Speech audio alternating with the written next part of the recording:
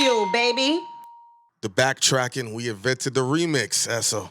I didn't invent it. You didn't? Nah, I don't want to take credit for nothing I didn't do. Come on, son. You invented the remix. You invented the feature. You might have, if done right, we could say we invented the podcast.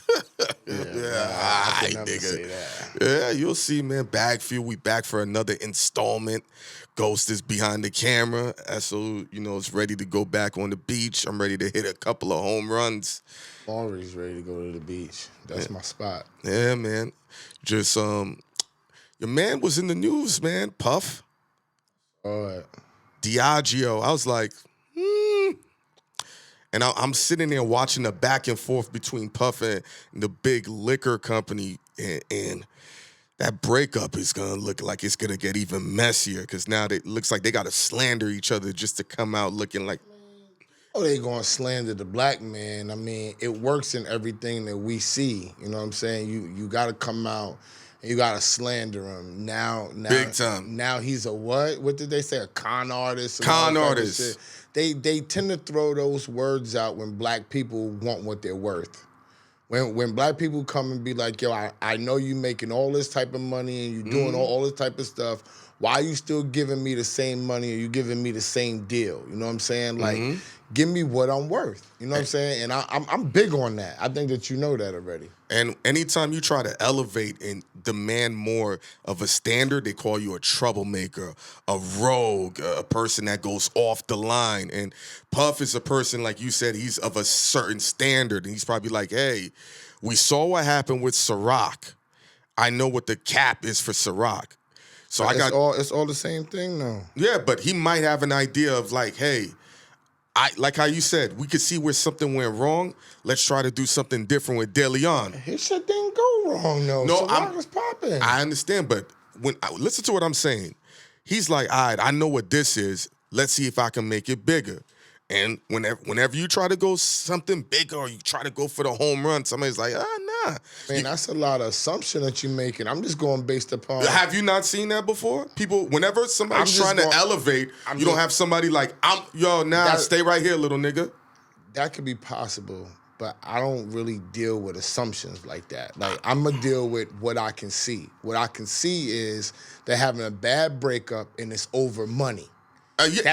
That's all I see. And from what I gather it being about money, what this usually occurs is not usually somebody saying that they want to go here and they want to spend money and they want to stay there. But we don't know that. What usually, I'm just saying what I've seen and what usually occurs instead of me assuming a whole scenario. What I've seen, what normally occurs is they just want more money.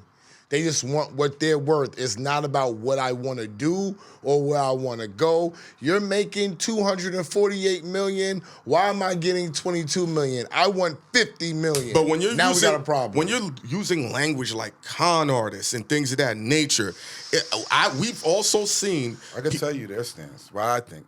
Oh, go for it. Go ahead. No, but when we see language like con artists, we've lived long enough to see it's always, hey, he had these type of ideas and he was trying to go in this direction. I'm going based on history like you. That might not even be the case, Esso. Let's explore it. That might not even be the case, but that's the language they always use when it comes to us black people. Aside asking for more money, asking for what we worth, going rogue, or having these grandiose ideas of what they think is going on. That's all about money. It all comes back to the same thing. It's just about money. All of these different levels and different A, B, C, and D, all this shit is about money. If I want more money, it's more money for my pocket. It's more money to circulate. It's more money to pay the people that I have. It's more money in my discretionary fund. I just want more money. That's it. However we're gonna try to spell this out, it's a money thing. If he's saying that he's a con artist wants what? Money. He wants more money for whatever he's doing. I think why they call him, because I think Diddy wants an out. That's what I Me think. too. He wants out of the contract. Why is that? No, I'm listening. I'm telling you why. No, I'm listening. The space is crowded now. So it's time for Diddy to move on to something else because the space is crowded. You got The Rock in there. You got Kevin Hart in there. You got George Clooney with going Casamigos. crazy. So the space is crowded. So he's like, if I'm gonna keep doing this, I need more money to do this. And they don't want to give it or whatever. So he's like, nah, man. Now he's a con artist because he's trying to get out the deal. You know what I think? Go for This is what I think. It's a simple mathematics. Let's go for it. I like this talk. It's along the lines of what you're saying, but it's not that it's too crowded to make money. His share isn't big enough. Yeah, That's how to I keep feel. going. So I want to start my own shit. Once you give me out, because look, why would somebody do something else that they're making hundreds of millions of dollars off of? Because maybe you can put hundreds of millions of dollars into, maybe he knows something that we don't know, that all the money that could be allocated there could go crazy. It's making 200. Why but they have to give it to him. You're so saying he's like, there might be another opportunity somewhere else. Yeah, but I'm going to the fact that you're saying that you thought that he might want to take this money and go in another space, and this space is crowded. No, I think he wants to get out of that. Maybe he's gonna help the other people in the space. You know what I'm saying? Do something different. I think he wants to sell his own liquor. That's think what that Ghost is people are saying. looking. I'm being direct about what he's saying. He's saying help other people in his own space. I don't feel that way. I think he wants. The last thing he did with Deleon, they did a call me and we'll put the shit in the stores. So if he is able to manufacture shit, well, we talking about something different now. I don't even need to manufacture it. I can have like a Rick Ross deal. Like Rick Ross got the deal with the dude that got the grapes. He had Ace first. He sold Ace the fucking hoe. The same nigga that owned Bel Air sold Ace the hoe. But it goes back to, is that what Puff wants? Who don't want to make $200 million? Again, he's been making money. Now, when you get to a certain level, you notice people have different desires. We was just talking about. He didn't say I want out. He just said, "Yo, I need more money." This is what I'm saying. Yeah, no, it's an ultimatum though for them. Okay, but I that's need why they more calling money. him a con. Because it's like, cause this we is know the you con. want out, but this is the con. Do. Give me more money, or I know I could go make this shit with somebody else, and I can make more money. It's as simple as that. I can get it from you, and you just give me my raise, and we're cool. And we can keep going, and I keep dancing on the videos and doing everything that I'm fucking doing. You make money, or I can go with Hynaken and make my own vodka and brand it. But here's the thing, though. I'm the key. You and Ghost gave a great play. So guess who he would have to go to? The competitor, right? Which could, and we know Puff, when he goes into something, he's gonna make it, he's gonna juice it up. The best way to slow it down is to slander him, say he's difficult, say he does things. Now, another company, which is all these white dudes, gonna be like, I don't know. And it goes back to, now if they saying all this shit, he's difficult. You know the words they use. They've used it on us. Con artist. Con artist. That's a wicked term. It's a great word. But when I looked at it, you know what I said? I said, Puff getting in their ass right now. Of course. I said, Puff is digging. He got them niggas back up against the wall, and he's working them niggas now. And now they getting worked by a whole nigga, because he is one. Yeah. Now niggas is mad like, whoa, shit. I thought this nigga was cool when I was robbing him. He's the same cool nigga when he's robbing you now. That's all. He's the same cool nigga. But the cool nigga sat right in the corner, right? Mm-hmm. And chilled the fuck out and said, I'm gonna make this 100 million, whatever. They think they got me, son. You don't got me though. I'm the commodity. I'm Puff Daddy. What are we talking about here? Wherever I walk, that's where Puff Daddy goes. That's where the fly shit is at. That's where the bitches is at. That's where the money's at. That's where the niggas want to drink at. That's where the niggas want to party at. So I am the brand, nigga. You can have your Diageo and you could pay me like I'm supposed to get paid, or I can go over here where this motherfucker's not making no money, right? And his liquor might not taste as good as yours, but the people that follow me is gonna follow me to that shit and like it, nigga. Yep. And make new drinks and find out how to make it taste good. That's it. Same play they did with Casamigos. Same shit. And like you were saying about getting robbed, the person that hates getting robbed the most is the robber. Yes. You got it on point. It's cool when I'm robbing you. Yes. And you getting the pennies. But now, shit. He just strategically put himself in position to get at me. and rob me now. And the crazy thing is, niggas getting robbed to them is just paying what a nigga paying them what they supposed to pay. Yeah, that's it. Robbing them is I gotta pay him appropriately. Extortionist, all type of dumb shit. Puff. Get in their ass. Keep robbing them. Get every fucking dollar you can get. Real shit. Please show us how it's done. Real shit. Puff's new album should be The Con Artist. Nigga, please. Let's go. Stay positive. Stay positive. Why not? Come on. Stay positive. Ooh, man. Want to go off the rails? I knew you was As soon as he did that, as soon as he can't even help it. You know I love going off the rails. It's a mechanism that he can't help. Yo. It's like Dave Chappelle with the cigarette, yo. What's off the rails? Even though she calmed the noise down, the niggas out here is really understanding women getting their cheating game off. Yeah, they getting it off. And it's fucking with dudes. And I'm sitting here like, why is it fucking with you? This is what they've been doing. They've been getting this off. Social media just made it more visible. They should be thankful that they're actually getting to see it right now because they've been doing it the whole time. This has been going on. You know what I'm saying? And people looked at me crazy when I first said this. Cheat first, cheat fast, cheat often, don't stop. That's my philosophy. Nobody else. But he don't got a girl. Yeah. He don't got a wife. Yes. He don't got no kids. Yes. So if you want that type of life, that's what you listen to. So you got to be paying attention to who you're listening to and the type of life that they're leading them up to.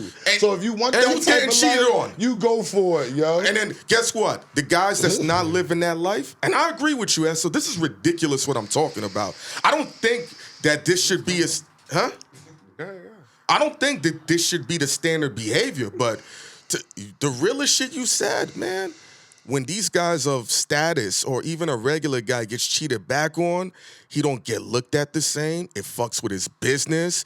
Even people that do business dealings will be like, yo, man, I don't know if I can move with Hynaken this way. His girl is running wild in the streets. Or, like you said in business, like how they give Puff their worth. Yo, I think he worth $100 million, but his wife was in the news. Let's get it down to 60. If he can't keep this in check, we know what his value is. That's the real big factor of the cheating game. It fucks with a nigga's value more so than anything else. Listen, it happens. It happens. I don't know what y'all talking about. I know that. I mean, he asked the question. He said he wanted to go off the road. Ghost, you don't think it fucks your business up? Where's this coming from? Oh, no, just so with the Cardi B shit that happened, okay. All right. Then other people just been exposed for cheating. It's a lot of women. And out here. We can't say a couple of them because they're right in New York. No, she cleared the rumor up, but so we don't want to go into that. I don't want to say her name. No, we're not gonna say no names. Just don't insinuate. Just let it go. We don't know the truth, but you know what I'm saying. But there's been a lot more, it seems, female cheating activity and female activity just really masculine. You know what I'm saying? Like, I'm divorcing you now. Fuck that. I got the money. Hell no. You know what I'm saying? Yeah. Things that people think that Rihanna has said about the ASAP Rocky situation. Why would I marry him or something like that? Don't quote me. But she said she's worth $2 billion and he's worth $20 million. $20 million or something like that. But whatever it was supposedly said, it rubbed men the wrong way. And they looking at the financial aspect of it because if it was vice versa, and say ASAP Rocky was worth $2 billion, and he said, I'm not gonna marry Rihanna, I'm not even thinking about that because she's only worth $20 million, bro. He's on the chopping board. Bro, all hell would break loose on that man. Yeah, you know what I'm saying? So it is a difference when you're dealing with financial, but we do know we do know that they let women get away with mad more stuff. Of course. But, all right. But the problem is, right? And you've said this, and this is not also a woman thing, it's a human thing. When a person gets that little inch in, pause, and they're going in and the power starts getting more and more, they start going overboard with it. But I don't know nobody who does not abuse power. Nobody. Male or female. That's what I'm saying. My thing about this with this money and the power thing is the people with the money and the power all act the same. It's not about a male or a female thing. The females act dominant. When the female got the money, she walks a different way. She deals with people a different way. She dresses a whole different way. She drives a different car. She eats dinner in different places. She talks differently. She knows different people. She vacations different. So it's all what people got to understand is that power is just as much of a drug as is cocaine or weed or money, you know what I'm saying? Or sugar. Like all of these things, like and people OD with all of these things, and they all tend to go to most people's heads. Some people can check it at the door, but most people, it goes over their head, and then they have people that come in and actually check them that they trust to bring them back down to size. You know how rare it is to check somebody with that power? On most occasions, what allows them to check them... It costs me mad relationships. No, yeah, what I'm saying, what checks them is something traumatic happening to them, where either their money gets lessened or something happens where their status gets knocked in society. They look crazy. They get embarrassed. And then they have time to reflect like, damn, man, my karma's coming back.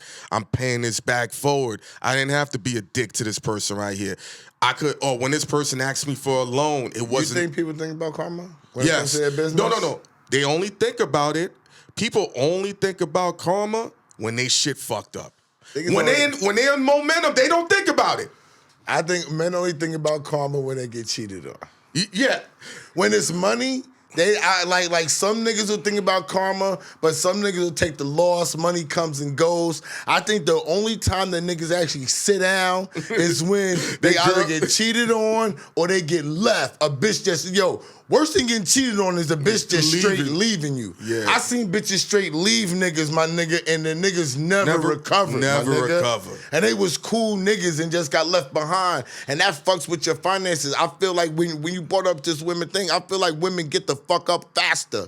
You can break their heart and that bitch gonna get up and get some paper. She gonna try to look extra fucking fine and she gonna be doing all the shit that you don't never... I don't think... It depends on the woman. You don't think so? No, most guys, when they have a traumatic breakup, they lose weight, their money come up, because now, like you said, if I'm losing this pinnacle of a woman, you got to get back on your thing, like you would say. Niggas be depressed, bro. No, I don't disagree with depressed, but niggas be depressed. Niggas handle depression different than women. Well, what you think they do? As far as getting money. I'm only talking about. I'm talking about staying on top, getting money, making moves. I know because I used to manage people. Okay. So I see like people when they into it with they spouses or whatever, they tend to take the extra shift to work. Mm-hmm. They want to just let me keep working. Yeah, or example, you know they when take you get the into extra shift, or they end up staying later and longer studio time. That's so longer recordings of episodes. It's all translatable. Just to keep themselves busy, like. But you don't maneuver like a regular nigga, so this shit is foreign to you. That brings in money. Yes. No, but I mean, I got you. I mean, I move like a regular nigga. I mean, no, you don't, nigga. I got a wife, meaning that I have a wife. Yeah. I got emotions. She gets on my nerves like everybody else do, and I still could sit there and sit down and be depressed if I wanted to, because she used to get on when I was younger, she used to get on my nerves, and it would be having me like, not even moving because I'm smoking so much, trying to make a decision upon what I'm gonna do. And then what changed? Because you say you used to. You know what changed? Same thing Ghost said. Niggas be chilling and then they figure it out. No. They get in extra work shit. I'm not going to say on camera what... never mind. What changed it, but it was a drastic movement that changed it. It kind of shifted it to my side. You know what I'm saying? Every dude I've seen, they have that down moment, especially because men, when they really want to rock with a woman, they really have an attachment to them. And they go away for like maybe a month. You don't hear nothing from that nigga. Next thing you know, like Ghost said, extra work shift. Well, what you doing? I just came back from working out in the park. Y'all better stop playing with that extra work shift, because like I told Hynaken. I told Hynaken this one big key I want to tell you. I'm going to drop a bomb on y'all every show now, right? Niggas can't come back from getting cheated on and other people know about it. Publicly, yes. you're finished. Yeah. And publicly just means your homeboy that live in the building, nigga. The girl that heard the argument, the one chick that know, the one girlfriend that covered up for her so she could do it. Man, you can't come. Ghost, Man, what are you about to say? Hold on. Oh, shit. Man, women can come back from that. A man cannot Never come back from that. You're finished. bugging. You're bugging. Ghost, why do you think different? Don't take the extra shift, homeboy. It just depends. What do you mean depends? You think a man could all right, Will Smith, could has he swallow come that back? pause? Well, I don't know what come back means. Like, what are you talking about? I'm talking about come back and be with that woman. This is what come back means. Come back to her? This is what come back It's a means. little different. Yeah. It's a little different. That's what I'm referring But to. You cheat and everybody found out? Yeah, I don't know if I'm taking you back. There you go. That's Thank what I'm you. talking about. Women can do that with they man, though. They man could, everybody know he done fucked 32 bitches or whatever. If he comes and says, I'm going to change, I'm going to do whatever, and she takes him back, that's, bro. It's regular shit. I'm not going to say regular shit, but it happens a lot. Okay? Yeah, that's average, regular behavior. All right, so because it looks differently, go back to my man's point, and you can finish off, it'll affect your money, dog. Of course. That's the whole point. With the woman, she can walk outside and say, he fucked it up. He did what all the stupid niggas did, right? When it's the nigga, it's like, yo, this nigga fucked it up, bro. But you know what type of man tends to stay when his lady cheats? Who? A man that's married, yo. And not because he's some sucker. You know this because you're married. It's two businesses united. Bro. Yo, listen. He might not fuck her. I'm going back to my real name. Randy Parker ain't motherfucking staying with no woman that's cheated on him. You heard me? I don't give a fuck what I done, where I been, what I've been guilty of. Niggas. He's bugging. I'm not bugging. I'm talking about a marriage. When I see dudes, I know a dude, his wife cheated, couldn't divorce her because of how certain things worked out with assets combined, houses, cars. They were effectively done. He wasn't around her. He wasn't sleeping with her. Boom. Lived in a different place. On paper, marriage. Still married. But together, no. I'm talking that's him not being with her. That's still him not being with her. No, that's what I'm saying. They stay together on paper, but not like on some. That's still my wife. If it's on paper and she's in fucking Monte Carlo with her boyfriend, and I'm over here with my bitch, then cool. All right, get the fuck out. You know what I'm saying? Just separated. Yeah, they ain't separated, but I'm talking about ain't no man coming back from that. It's hard. It's hard. Hold on. I don't disagree. Out of 100%, what percentage of niggas have taken a chick back that cheated? I don't know none. No, talking business. No, that is a business question. I don't know none. I say 30. I don't know none. This question. What? I don't know none. So you know dudes that knowingly been cheated on and took their broad back? All right, that's what you doing 30%. I say 30. I think it happens a lot more than we realize. That's just, hey. What happened, Ghost? What's on your mind?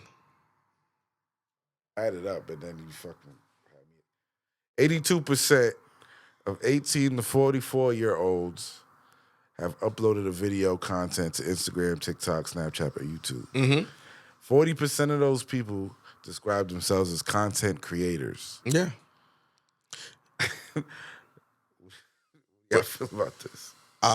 Listen, creating content now puts you in the same realm as a celebrity, as a rapper, singer, politician, etc., etc.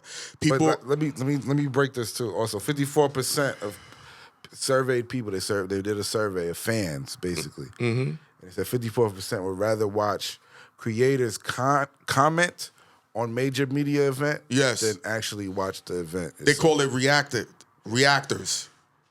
Like if we did that, like if we did do that, BET Awards. No, like but how they're talking about it too, how I've seen it, they'll have an actual, double screen while it's going on. Twitch, yeah. Be on Twitch watching the shit at the same time.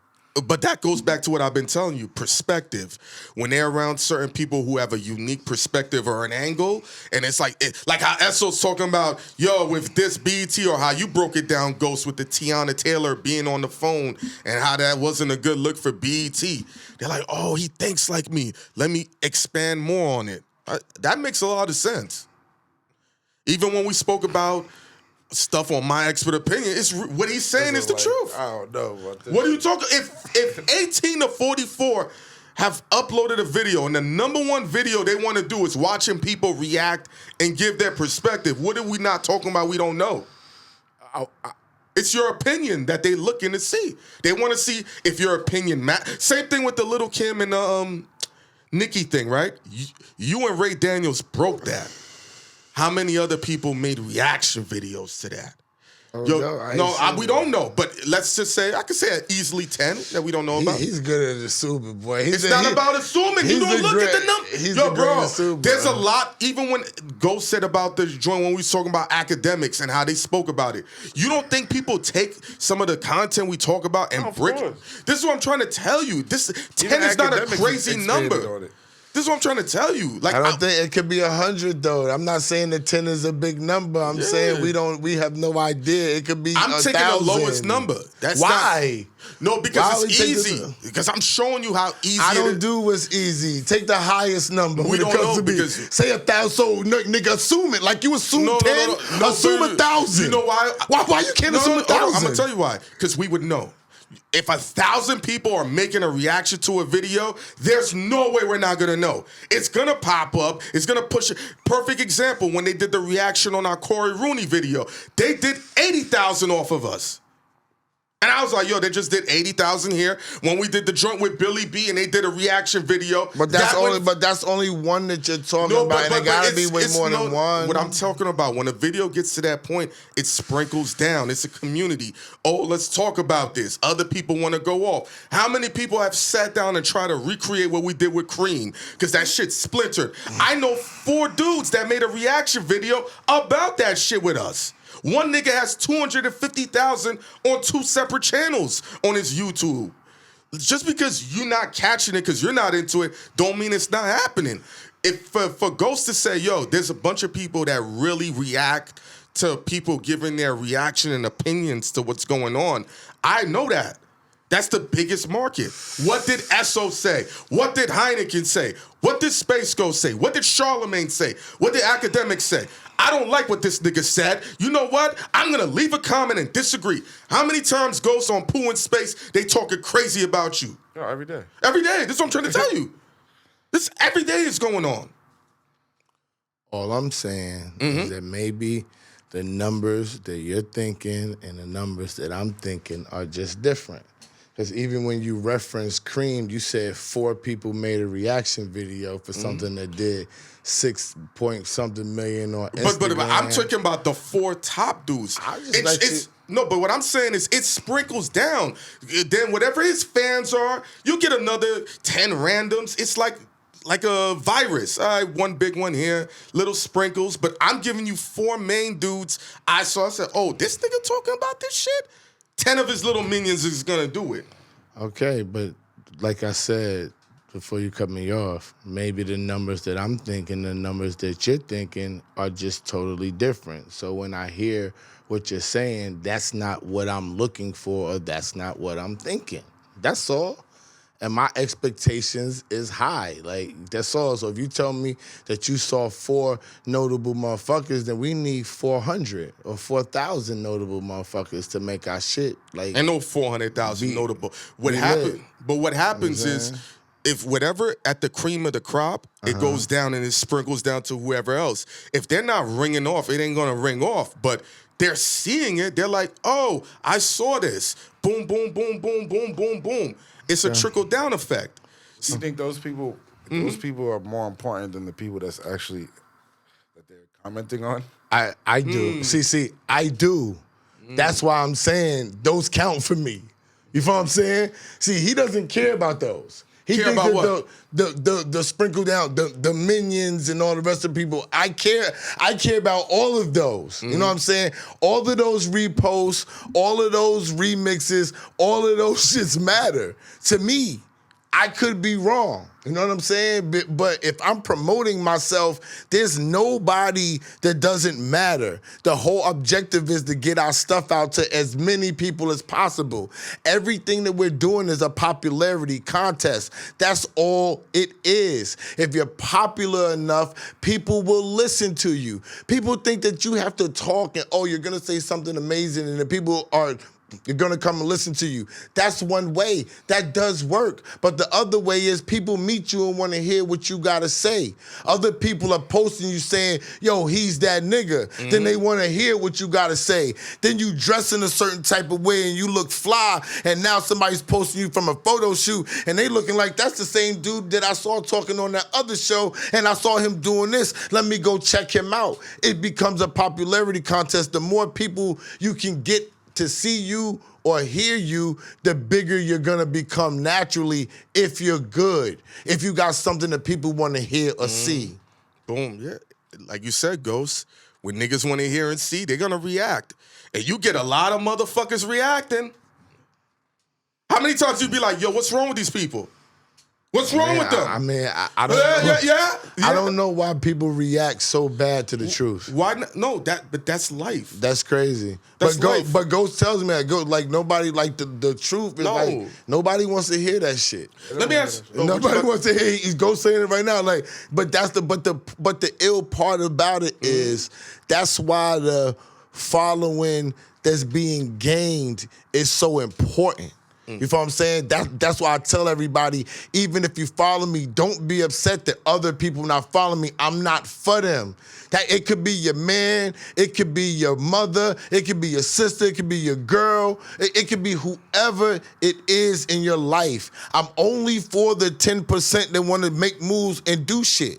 You know what I'm saying? So when I got the people that's really into what I'm saying and the people that grasp onto who I am or who we are as a show, as a collective, as individuals, I know it's real because it's an acquired taste. But that's just what it is. When you're hitting home runs, they're not landing in the skybox. They landing in the crowd. That's the thing. I understand, like you said, we for the 10%.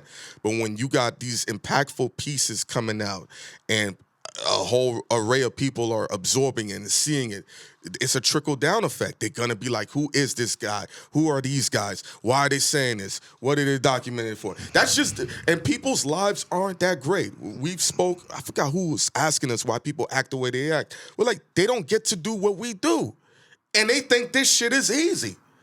They don't understand this is still like a real job, a real business. You still got to do shit. They're just like, they get to sit down, talk on a microphone, go to these extravagant events. I don't think people think that. But well, listen, let me say this. Because you've never had a regular job, Let me say this. I don't think people think that about me. Nigga, people know bugging. People know I work. No, we're not talking about a punch clock. See, that's the problem. No, I'm talking about people know I put work in, bro. No, stop again. What people look at as work what you look at as work, right? They look at it as a lifestyle. They're looking at it as you're not, answering to anybody. You get up when you want, you do what you want, even though that's not the case. They're looking at it as, all right, I got to be to work at 9 a.m. I got to wake up at 7. They're looking at the routine. I got to listen to these fuckboy bosses. Then I leave the office at 5. I got to get back on the LIE. That's a 2.5-hour drive. Get home at 7:30 to a wife that's going to complain and kids. That's when they're like, damn, son, I'm stuck in what you call it? What's the loop you call it? A holding pattern. Holding pattern. It's still work, but there's a level of freedom, excitement, notoriety. They're going to work at this office for 40 years. No one's going to know who they are.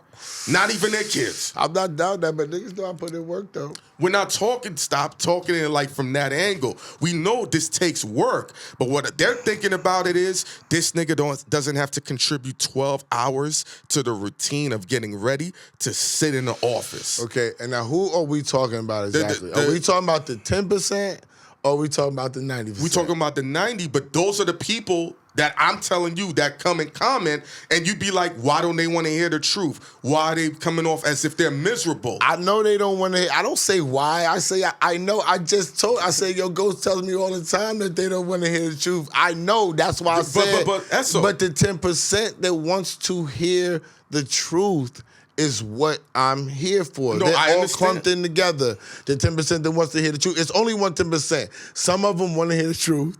You know what I'm saying? Some of them want to know business. Some of them want to know about chicks. Some of them want to hear the stories. Some of them are just tuning in to see if I'm a fail. Yeah, you know what I'm saying? of course. But that's all clumped into that little 10% that even understands what I'm doing. But when you're hitting home runs, it goes into the 90%. When you're hitting bombs like Barry Bonds, it goes where? To the bleacher creatures. Those are the niggas that pay the cheap tickets. Those is the time when you be like, Hine, where the fuck is these doo-doo motherfuckers coming from? SO, you just hit a 550-foot home run with your commentary, nigga. But let's be clear. Be clear. The doo-doo, That's a good analogy. Let's be clear. The doo-doo people that he's talking about is the ones that are making the ignorant comments. Yeah, we talking about that, not the average. Yeah, we talking about the people who's making apologies on that. The ignorant comments about stuff that they don't know about. You know what I'm saying? That's the ones I'm talking about. I go back and forth. Some people make comments and they be right about some shit, and I laugh. Yeah, you know what I'm saying? It's funny. I'm like, well, you right about that, but I still feel the way that I feel based upon what I see. Think about it. I'm cool. Think about how many people were affected by the BET post we did. I know everybody's like, yo, Ghost, did you know? Yo, I knew. I told you before we even he hit us. He's like, yo, people gonna feel a way about this. Yeah, and that was a standard single we knocked out. See, but y'all gotta start going and watching the show, or at least. No, he's talking to the people.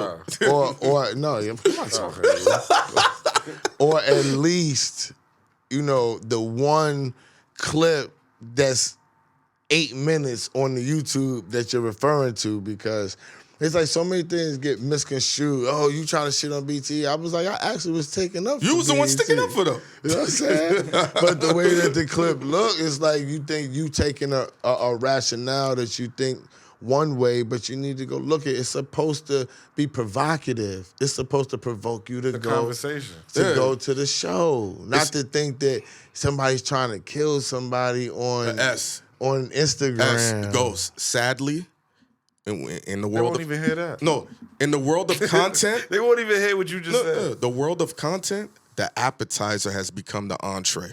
That's scary. That means that we gotta analyze shit differently. Yes. Because before they're not gonna get the hits. It's like a catch-22. It's like you can angle it positive and then nobody gives a fuck, or you can angle it negative and then people check it out. And remember, I want y'all just go check it out if y'all on. Like, no, why, because like, why let me explain something to you. Because we not Nicki Minaj. No, you know y'all go for it. I was gonna say, you say, I understand. Let me say this to the people. Apologies. I understand what it's like to wake up and not know what the next move is to make, and not have no money, and have you know, things over your head, need a place to live and stuff like that. I've been there where nobody understands you and the dream that you're trying to accomplish. I've dumbed out and been on my head and had to stay with my sister. You know what I'm saying? I done filed for bankruptcy, had to fight my way back, made mad hundreds of thousands of dollars, you know what I'm saying? Like yearly, had to fight my way back from bankruptcy. So I understand that when you're rolling around and you're feeling sad, music don't feel the same. You walking in the fog when you go into the store. You feel what I'm saying? Like when I told you I got that check that day and I floated to the bank. Bro, because I that was felt, the fastest. Because I felt good, but I recognized that, and I called him and I said, yo, you see how the same walk that had me feeling like, yo, this walk is mad long and this is really like I need to work out instead of relying on this walk. This walk was nothing that day because I felt better. And I understand when you don't feel good, like it's just hard to get up and move. But you gotta find something, some type of inspiration that's gonna get you up and take you to where you need to go. And mine is when I work out, I feel good. I feel better. It helps to release the endorphins or whatever that is and clear my mind. And I come back better. I walk better. I feel better. I sleep better. I think better. Yeah. You know what I'm saying? Find something that you can I know something they can get find. into. Watch BagFuel. This is going to be a great escape for people. That's why people go to the movies. That's why people watch their favorite television show. There are people now that they're tuning into this and they're like, yo, this guy went through bankruptcy. Hynaken's fighting through this shit. People are calling us still the underdogs because of what we went through when we left the other shows. You understand? And they're like, yo, they're fighting through when their back is against the wall, just like Puff. They fighting through with shit not going their way. And this is motivation and inspiration too. Some of them, it's going to take longer than others. There's somebody that's going to watch this episode and figure it out within a month. Another person, it might take them 4 years. The crazy thing about our situation is even when I keep hearing that, I be like, maybe I don't feel like the underdog because I feel like that this is our shot. And all you could ever ask for when you're trying to accomplish something and you're chasing your dream or you want some money, which this is about, you want to accomplish something, you want to be successful, all you could ever ask for is an opportunity to make good on what you think that you have. The talent that you got. And I feel like that we got an opportunity. Every opportunity isn't going to be glamorous and isn't going to work out the way that it should work out. But the fact that the opportunity was there and the day was seized and you have another opportunity to make good on yourself, to bet on yourself. Who the hell gets an opportunity to bet on themselves? That's the one thing you ever want when you're facing any type of business, any type of adversity. You want to be able to bet on yourself. So I feel like it's a beautiful thing. Sadly, though, because of the way the society is and the economy, a lot of people ain't going to get that. And they recognize that, and that's why when they're looking at what we're doing or people similar to, people watching Wallow get out of jail 6 years ago when he's pulling off in a Lamborghini. You understand how the average American, just to make that payment for that car, would have to work 6 years and never pay a bill. Nothing, spend nothing, not even eat, just to get that car. So but we know Wallow works. We know that he ate shit for years. But what they're saying is he was able to, like you told them, the dude, Santino, do people in society got 5 years to chill, work it, and then come out on top. And the way shit is set up, no. No, they don't. And so when they're looking, they're like, damn, man, I know what it is to do that drive on the LIE. And I wasn't coming from no office. So I just be looking like, yo, Esso, every day there's at least hundreds of thousands of people driving on that shit, and they're all sitting in traffic for 2 hours. And they've done it for the better part of 20 years of their lives. And they're sitting there and they know they're in a holding pattern. And that's a sad feeling to know you're in a holding pattern and you don't know how to dig yourself out. And when they're watching how you're giving the gems on the business, I'm telling you right now, you're helping those other people that might not be in the 10% as of yet to figure out, all right, this man was bankrupt. This man had went through shit with his child. There's a way. I just got to sit down and buckle down, not take a vacation, stay home for that week instead or take a vacation. See, I always encourage people, if you're going to be an entrepreneur, you got to be able to understand that you're going to spend money and your money's going to fluctuate a lot. They're going to be scary for people. Yeah, it's really, really a roller coaster and a slippery slope when you're an entrepreneur. You have to know how to put money away. You have to be really good with balancing money, knowing what to spend, knowing when to spend. You got to entertain people. You spending money on dinners and drinks. It's many aspects that you have to deal with when you're an entrepreneur, and you also have to be able to spend money on yourself, to promote yourself and to treat yourself well. But the dinners and drinks, that's something people don't really understand. That's a budget that you even had to explain. Yo, once a week, we got to take somebody out to eat on a business meeting. That's part of the behavior. Just like how a person at 12 o'clock during their lunch shift, they go get lunch. I'm not going to say that's part of the behavior. I say yes because you shown me and it works. That's the behavior that I have. Other but people it works, don't do my that. nigga. I understand. Does it work? Yeah, but other people are not capable of doing that. You know what I'm saying? What are they gonna be if they're not capable of doing that? What they gonna be capable of? You giving them the blueprint, and they're looking at what niggas is doing as a walking model of success. I didn't think about it when you started introducing it to me. Other than the only time niggas, here's how about this: niggas know to do that for girls, to take them out to eat, to try to get some pussy. Now they don't have the capability to take a dude out to eat and figure out a business meeting, or not even a business meeting, just to build. It's the same principle. So if you're chasing a pussy, you chasing this, chase the money the same way. You're gonna drop 700 at Say Less for some 30-minute pussy, but you can't drop 600 for a potential business meeting that's gonna last you maybe another 5 to 10 years? I guess they could. You know, you showed the blueprint. And you learned that from being who you are, from your family, and also that's a music industry standard. Yeah, that's a music business. Yeah, thing. When you in the music business, you do everything over food and drinks. Yup.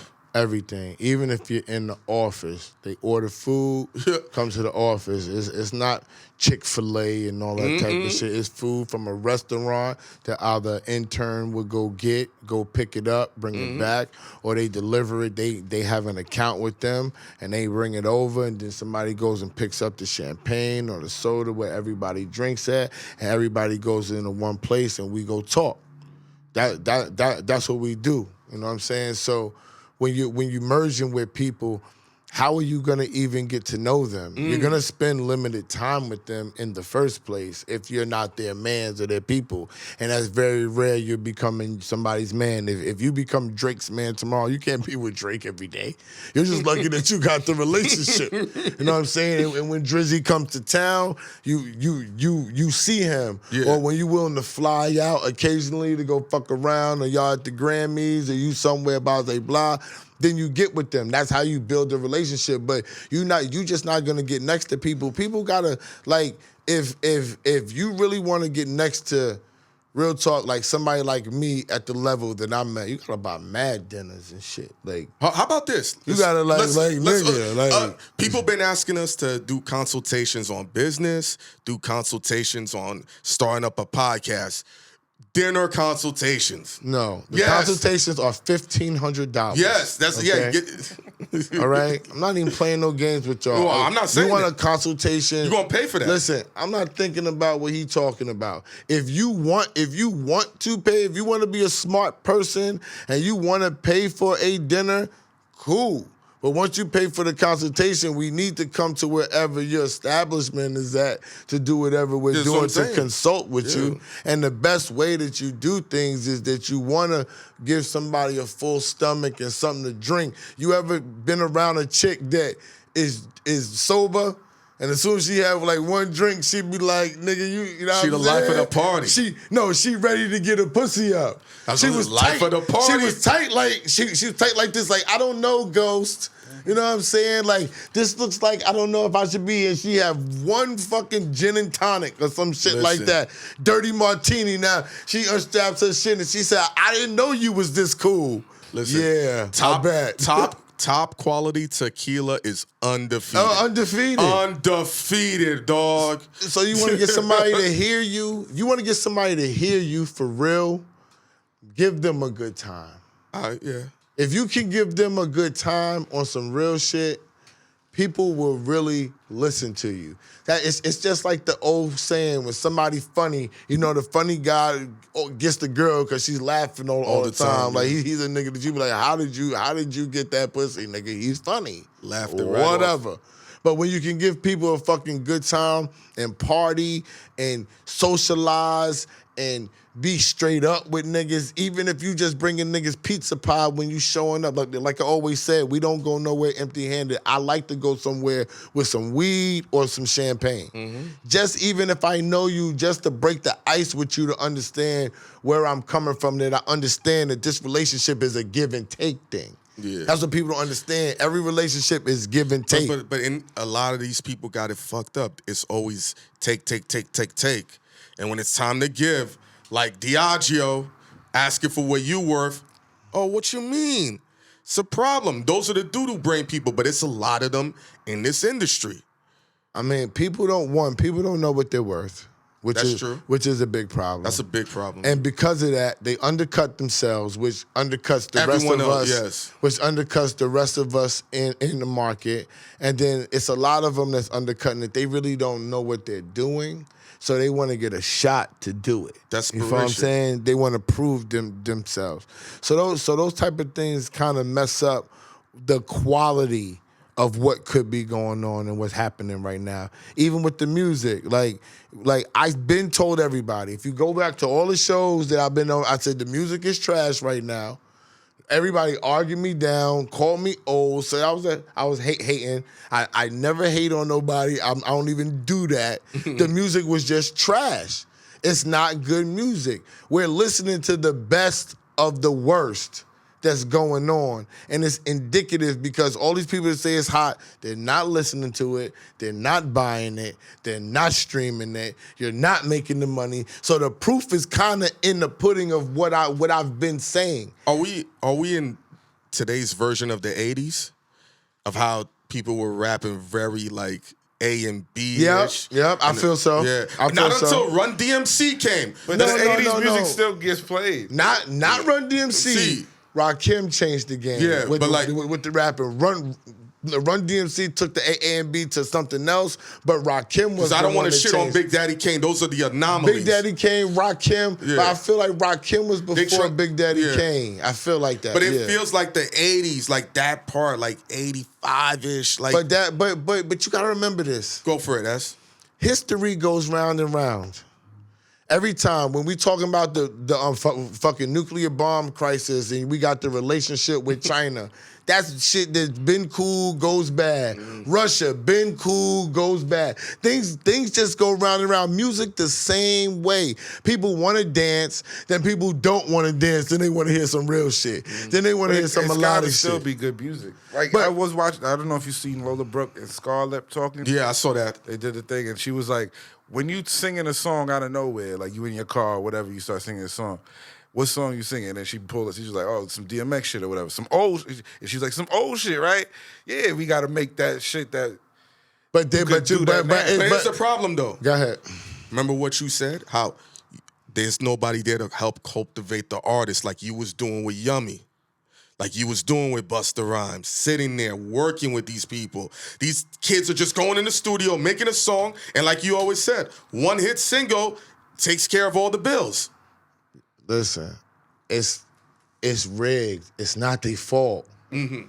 It's not their fault. That's why I be trying to be on their head, but I can't like come out and tell you everything. It's not your fault. It's really the label's fault. Because now you can put the music up. They don't have to put the money into you, and they're not.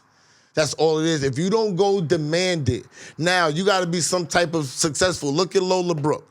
She had a big record, right? She needs a whole nother record. You know what she needs? She needs to be able, while that record was booming, she needed to be able to be around a gang of producers that's rocking right now at that time. You could get OGs, you could get you some Timberlands, you could get you some Rock Wilders, some Swizz Beatz, but you also the reason why they go to those people though, SO, because the producers now are trash.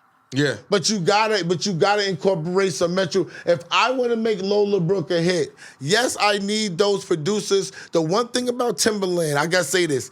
He's not in there making beats. He got young producers. Yeah. He's in there using his. But he's what he's doing though. Them. But he's hands-on, telling them what to do. He's hands-on, right? So you getting that. But you need Metro Boomin. You need Hit Boy. Has Lola Brooks seen Hit Boy? Who are y'all sending them to? There are young niggas that are doing beats, though, that are getting him off. If I want to make Lola Brooke successful, if I'm serious at the label, I'm not talking about the management. I'm not talking about Lola Brooke. I'm strictly talking about if I'm at the label and I'm signing Lola and this record don't play with it as big like that, automatically, yo, pull the guns out. Period. Get everybody together. Are we looking at it from the standard of what the industry used to be? like with the advance money, you had time to sit them down. When I'm looking at Lola Brooke, they have her all over the place, doing concerts, doing pop-up spots. And when I look at that, and like you said, there's no time to build the creativity. And then you know why they're doing that, S? Remember what you said? Okay. Hein, when you think they're going to start getting their checks off this song? That's it, next year. Yeah, so guess what happens then? But they got to get money. But listen, that's why I say on the labels part, I'm pulling the guns out. If Lola Brooke is doing something here, I'm going to make a way to record. What did Jim Jones tell us, my nigga? He said, yo, I went from doing an inbox here to somebody showed him how to do it on a bus. And they bought this shit on the fucking bus. Yes. What are we talking about? I agree with you. I'm flying out Metro Boomin, okay? Where's she gonna be at for 3 days? She's gonna work with Metro Boomin there. Or when is she routed to Ada? Where's Metro gonna be? When she's over there, she's gonna work here. When she lands here, she's gonna work there. When she lands here, lazy too, though, huh? Yes. I'm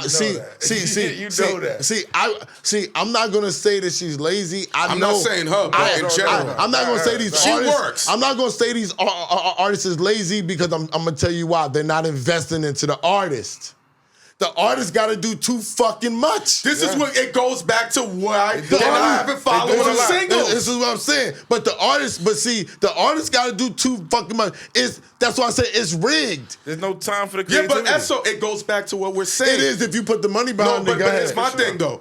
If you don't got to do no A&R work, no travel work, the label spends nothing, and then they're getting all that money back in return. It's almost a detriment in their mind to push her forward when we already recouped 10 times over. But you know what you gotta have to fight that? Another single, money. A discretionary fund. Hey. Every time I get on this shit, I tell everybody, if you sign a record deal, if you have a discretionary fund, you use that money to fuck with the people that fuck with you. Lola Brooke is blessed because she got that XXL freshman. She got more time to get a record right now. Yeah. I don't know about the budget, but if I was doing records right now, I would be focused on Lola Brooke. That's what I would do. Who else you got? They got a big ass record that can use a dope follow-up record. You can go crazy. Like you said, I think off a show like this, let's not even use Lola. Somebody could say, let me hit Hit Boy. Hit Boy's always in the studio. She can go to Hit Boy. You can fly, if your people reach out to Hit Boy, if y'all fuck with him, you can probably fly to California and go right into the studio with him. But somebody needs to give her a track with a hook. Yeah. Period. And let her go crazy. And she's up. These artists, it ain't about that she can't do it. They're possessive too now, two artists. Yeah, what you mean? But I wrote the hook. I want to do that. When you need another they need a record, nigga in there to be like, that's whack. And they don't like that. But it ain't even about see how you avoid for your managers, okay? There's no A&Rs. No, there's no A&Rs anymore. Because this is what they are for your managers, right? This is what I learned from my executive, right? You never let the artist get the beats directly, okay? Everything needs to come through you. And you have to have an ear or somebody you know has an ear, and you have to filter through the shit, right? That's your contribution to the artist. Do you keep whatever's left? Yeah, you keep it. You don't get rid of it. You know what I'm saying? Because you might need. There are days that she's gonna say, "Yo, I need some beats," and now super manager, I always got some beats. Right? And who's the beats by? Some of the niggas you picked the other beats from. Word. Okay. Oh, word. There you go. Yeah. Well, listen, that's for your managers, right? So when you weed out all of this type of thing that's going on, now when you're presenting her with the record, with the hook on it, it's a different presentation now. It's not jumbled up with everything else. It's not nothing that you really got to explain who did this, who did that. You already know, yo, these is the so-and-sos from Timberland. These are the so-and-sos from Swizz. These are the so-and-sos from OG Parker. These are the so-and-sos from Bangladesh. These are the so-and-sos from Metro Boomin, Hit Boy. You know what I'm saying? Game over. Period. So then when you're presenting them, you got to do your job. You know what I'm saying? Like, Niggas don't do their this is job, what you don't as- understand. As a manager, you are the first line of defense. If you don't know music, you better learn it, okay? You don't gotta be ill, but you better learn what's what. Go in the studio, ask the producer, what's this? What's that? What does that do? Be a nosy motherfucker. You need to know everything if you's a manager. Yo, what's the best restaurants here? What's the best shit on the menu out this motherfucker? Real shit. When it comes to the restaurant game, you are undefeated. Yo, there's not a lit spot. You know every price range. Too, you be like, all right, you only got $80. You got some skeezer with you. Yo, this is where you go. This is where you go. Love it. You got $200-300. Go over here. You know what I'm saying? Order this drink and order it like this. You're gonna score at the end of the night, nigga. You gotta be knowledgeable as being the manager. I think that y'all think it's just about going in there with your artists and making songs and then Standing talking to the around. label. It's not. It's about building relationships too. As a manager, these niggas, well, Han could tell you, as a manager, I made relationships with people that other rappers can't make a relationship with or But do you start think a that's relationship also a with. specialty too within particular individuals? There's some people that aren't gonna be able to have that gift for gab, and if they try to, let's say this: if they try and they work on it, how long would it take them? 2-3 years? I didn't have this gift for gab. How long did it take you? This wasn't how I did it. When I built with certain people, my first way, because I wasn't like outgoing, because I studied. My first way was through hard work. That's just what I did. I worked harder than everybody. I was up longer. I had more producers, I had more songwriters. I was going to 4 sessions a day, going to visit niggas, being out late and all that, drinking, smoking at each spot, building, doing what Buster was doing with the feature as a manager. But that's what we all did. So it wasn't special that I was doing it. That was the standard that you had to make how moves. did you crack it? So, all right, if that's the standard. I started making some money, and I got with Rockwilder, and Rockwilder showed me a different side of life and showed me how I could loosen up as a manager and still do my job. Okay? Because now, like, I'm going through the path. I you know what? This is too much gems you're dropping. Pay for a consultation. Pay for if you want to get in the game. See, I have to learn. I usually be like, yo, Esso, keep going. No, you spitting coke right now. If you want to know the rest, to building relationships, to understanding how to really matter as a manager, you might not be talented as an artist or a producer, but you want to get in this game, pay that $1,500 for the consultations. Because sure enough, he gonna tell you what restaurants to go to minimum. It's worth more than BagFuel, $1,500. my bad. I was about to do the 90% shit. I'm like, fuck out of here, nigga. Pay that money, yo. That's cool. What's up, Ghost? You got something? One more before? Yeah, we could do one more. I know we gotta be somewhere or something. Wait, hold on, let me check. Let's see what time it is. That time. You got 10 minutes. All right, so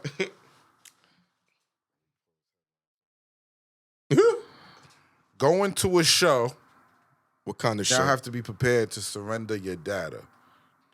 That's been like that. Nah, but now it's getting a little more crazy. Going So- to a show, what you mean, like a concert? Concert, festival. Why you have to surrender? So they're gonna What does that mean? They're putting in- surrender your data. they're putting in And your shit, phone. not your phone, but they're putting in shit in the venues now to track people. So what do you get excited for? Who's buying drink? Maybe they got a wristband on you at a festival. They're tracking where the most foot traffic. Your pattern of behavior. Yeah, the pattern of behavior of the people and what they're doing. But that's based and how it on is. what's on your phone. Just like No, when, they're gonna do it direct. So when you go in, you get a wristband, or you like festivals, you need wristbands. Like shows, you buy tickets. They got Guess cameras what that's called? that's gonna track people's reactions and emotions and things like that. guess what that's called, Ghost? That's the high-end version of doing what? A census. What time do everybody generally likes to eat? 6 p.m. When your kid is making noise, what do you feed them if you're on the road? McDonald's mostly, and they'll go down. It's the same thing, just more sophisticated. And these people, like you always say, Esso, they're doing it to know where to position the money at, where we're gonna put the ATM at, where we're gonna put the vending booth when people be having their clothes, their merch. Where do people walk to buy the most merch at? Same thing. It's all about the money. It's all They about got it. control. Rolling Stone got it like mapped out right now. Scary to me. They're talking about at checkout. They take your IP. Yes. Once you buy a ticket online, your IP address is already Nigga, this is old shit, man. Real shit, they've been doing this. Cookies on your phone. How about whenever y'all be like, yo, I was just talking about this shit and it popped up on my phone. They're just letting you know, hey guys, we've been covert with it for years, but we just want to let you know, yeah, nigga, we doing this real time. At the door, when you walk in, they're checking your excitement level and all that stuff to make sure you're not an obsessive fan or a stalker, so they can watch you when you walk Violence, threat. Same thing like bodyguards. They start looking like, yo, this nigga been drinking too much. It's crazy. That's it. They're targeting people now. Now when they walk up, yo, Hynaken, you was excited a little bit too much for Little Kim. We've identified hormones in you that makes festivals, soon festivals are gonna ask you to input your address when you buy it, so they know how far you're traveling from to get there, how far it takes, how long it takes you to get there. Advertising. The most amount of people from what area is going there. So now next time when we do a festival, we know it's all targeting the money. That's the positive stuff. Positive, Yeah. But it's all gonna be abused.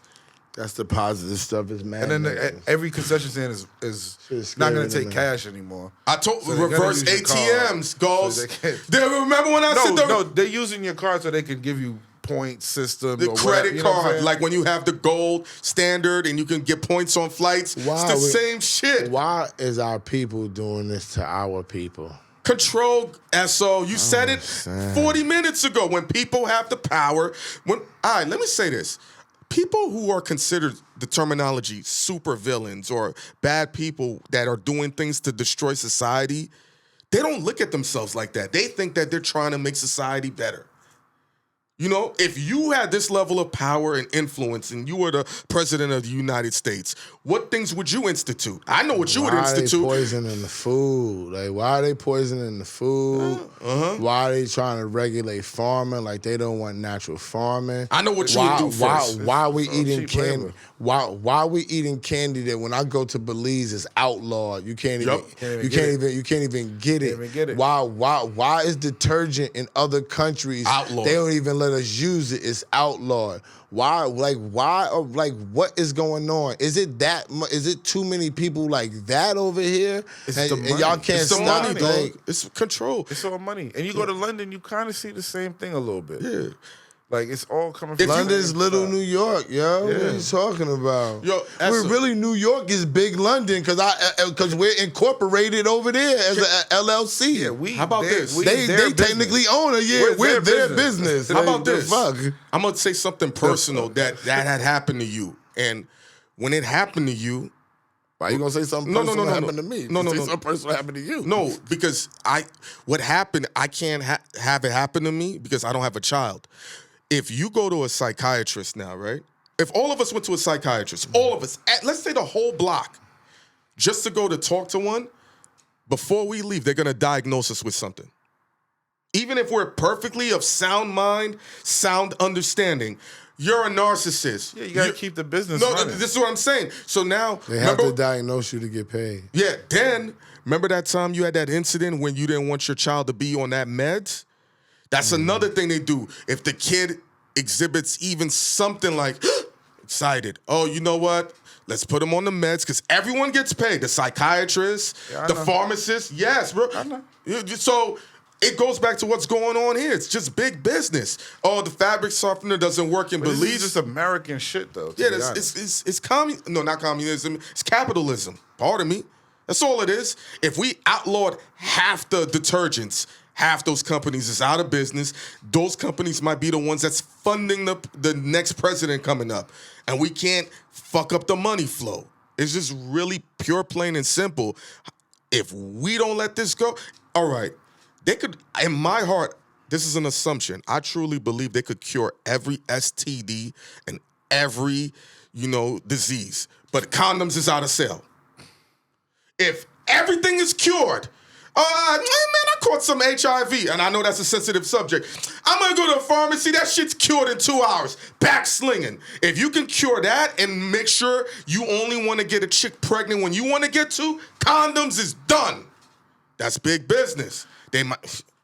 It's I mean, I get it, but it's like it's all politics. But back to what you saying, it's all tracking. Eso always says, and you say, Ghost, follow the money. We want to make sure we can manipulate and control the money. Also, too, marketing and promotion.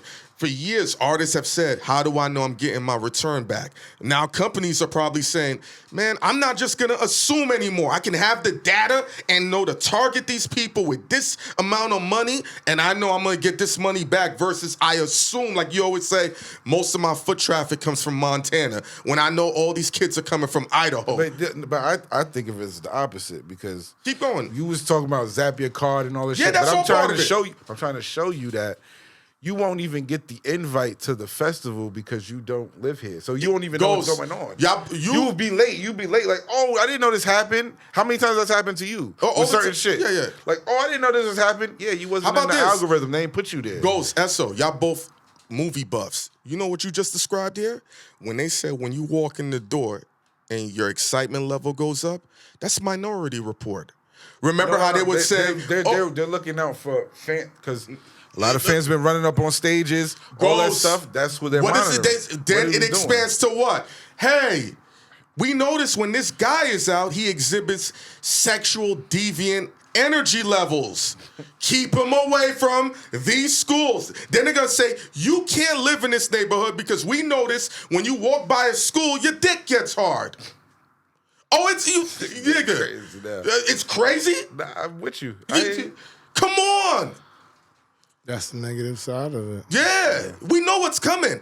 And SOS said this. You said this. I'm telling you, it's here. It's been here. And being a man is the most offensive thing a man can do. That's why when I said in the other episode... It's not about being a man. I'm just talking about progression of us and progression of people. It's neutering us, but who's they going to neuter first? They stopping you already. You don't even know what's happening. But does a dog really know its balls is getting cut off?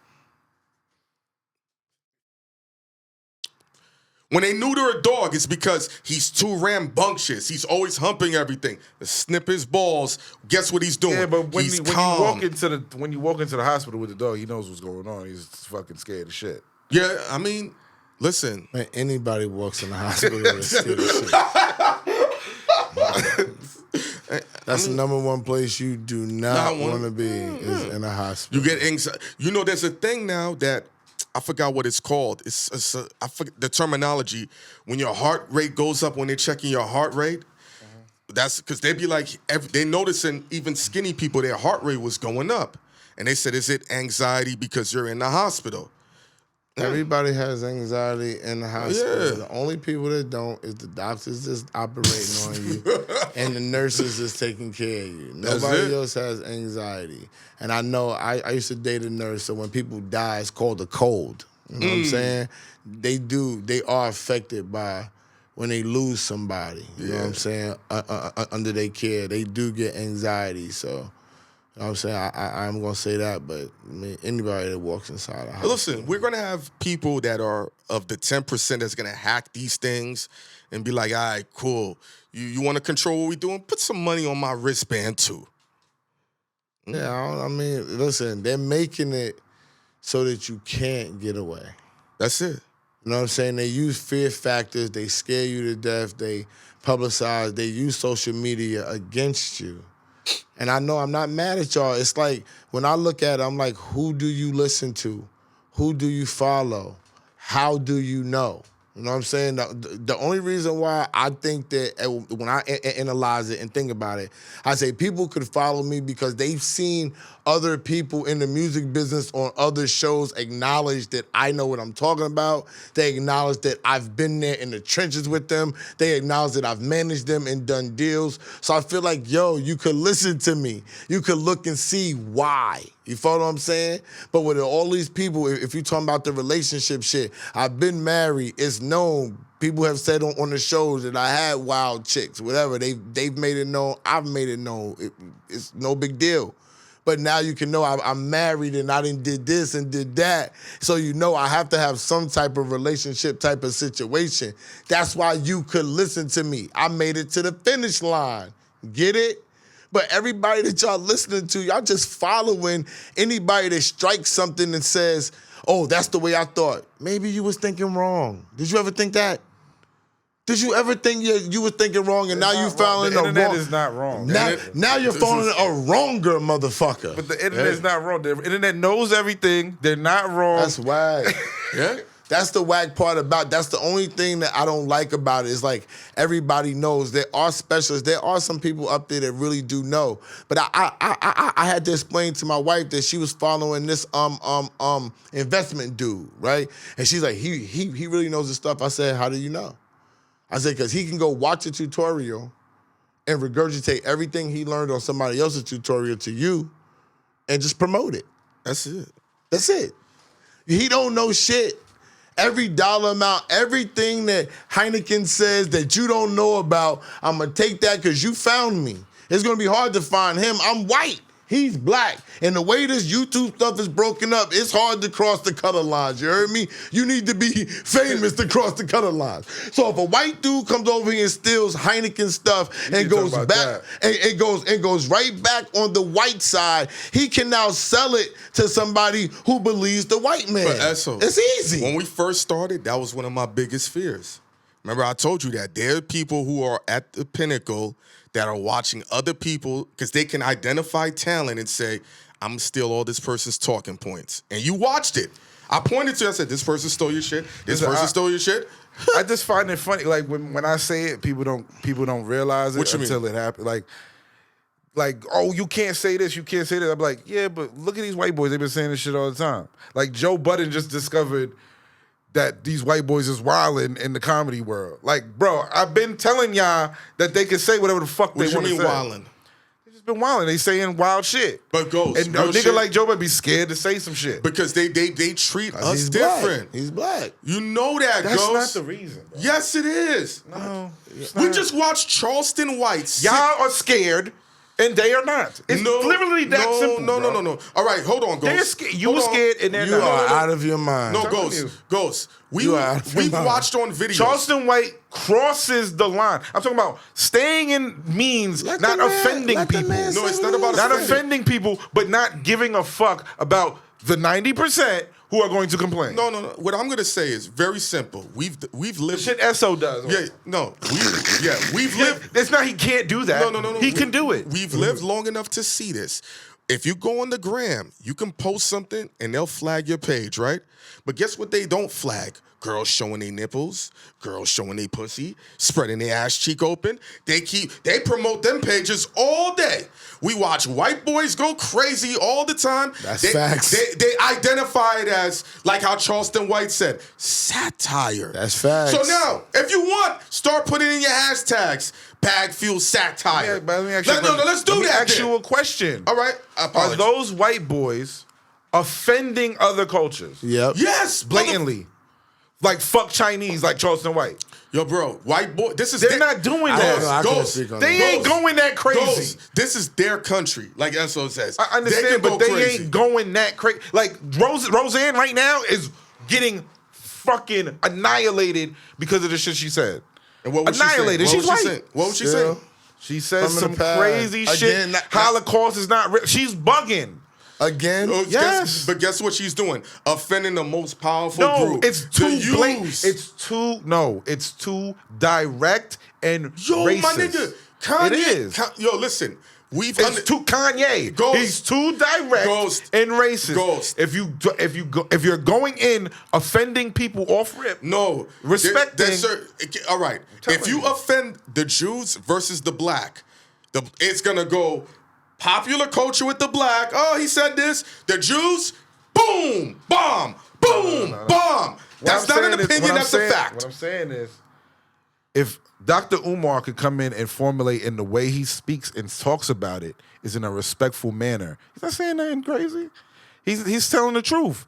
And he's not, I'm not messing with snow bunnies. I want to further my better. He breaks it down. A white person can say that's fucking racist, but they don't. You know why they don't? Because No, he because he's coming at it. No. He's no, like, no. I can do whatever I want. Like, he's coming at it with respect. Let me tell you something. Every man that I've seen that's gotten taken down or they come after is a man that can mobilize large groups of men. When I hear about Dr. Umar Johnson, I'm not hearing it from other niggas. Yeah, because y'all negativity. No. I don't hear about he can't. He's trying to positively bring people together. But when I see dudes that can rally a large group of men, those are the ones they go after. Those are the ones they snipe. We need Dr. You know what? Dr. Umar Johnson, we need you on BagFuel. That's a fact. Because I want to see you debate against this nigga. It will be the highlight of my year. BagFuel, YouTube, follow it, subscribe, super thanks. Hit us with everything, pause. You know what I'm saying? Share the content, share the page, share the love. Hynaken, SO, Hynaken, Ghost, and we out.